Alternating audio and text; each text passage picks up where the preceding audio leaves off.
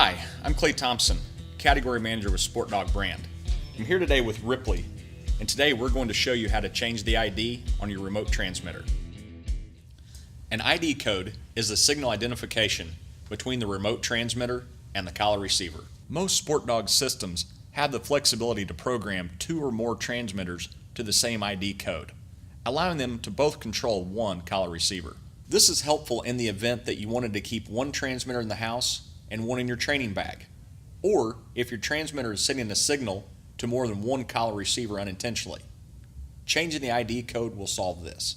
To program the ID code, follow these steps. Turn the intensity dial to VT and then press and release the mode button on the back of your remote transmitter. Once the mode button is released, the transmitter indicator light will illuminate solid green and stay on for 15 seconds. While the green indicator light is on, turn the intensity dial to select the first digit of the ID and then press and release the side button. The green indicator light will flash rapidly, confirming your selection. Again, while the green indicator light is on, turn the intensity dial to select the second digit of the ID and then press and release the side button. The green indicator light will flash rapidly, confirming your selection. The second digit is optional, and if not desired, wait until the green light turns off and refrain from pressing the side button. At the end of 15 seconds, or after the second press of the side button, the green indicator light will turn off and the ID of the unit will be updated.